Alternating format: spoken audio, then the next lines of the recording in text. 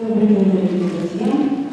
Очень приятно видеть в нашем музее наших друзей, знакомых, гостей, ветеранов.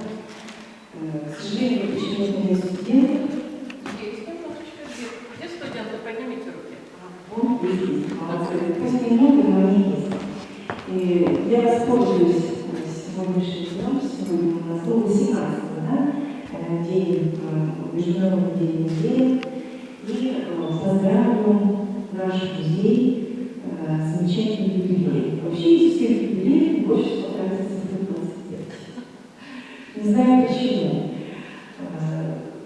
В общем, и особые слова мне хочется сказать нашей дорогой Германии, потому что этот музей является ее детищем, она его создала, развела, и на нашу радость, и мы восхищаемся этим. Вы знаете, по Домской истории приходится бывать во многих вузах. Не только центральных, московских, петербургских, но и те, которые, как говорят, в периферии находятся. Мухова, Скархарова, Екатеринбург, перечислять буду достаточно долго. И в каждом университете есть музей. И я, конечно, когда туда прихожу, обязательно сравниваю с нашим музеем.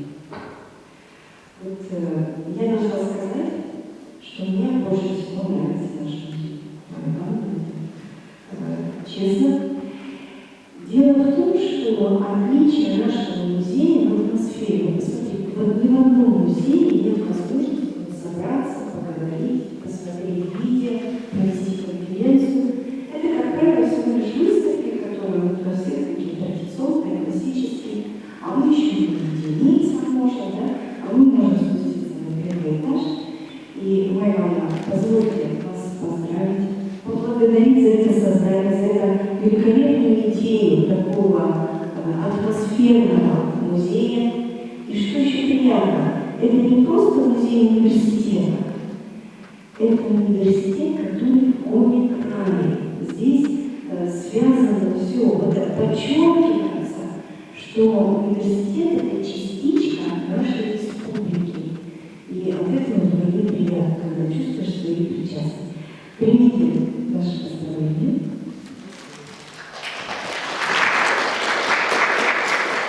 И слова благодарности за ваш, я правильно скажу, это вообще будет мало сказано, за ваш великий труд, за ту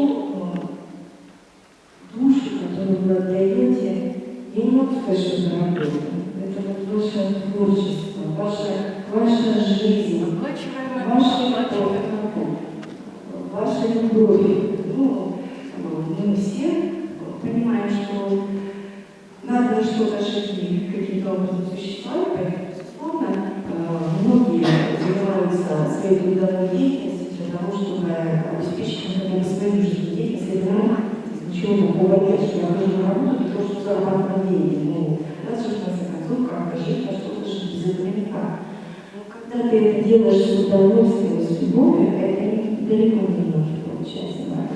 Примите слова благодарности за ваш великий труд, за ваше творчество, за вашу любовь к университету.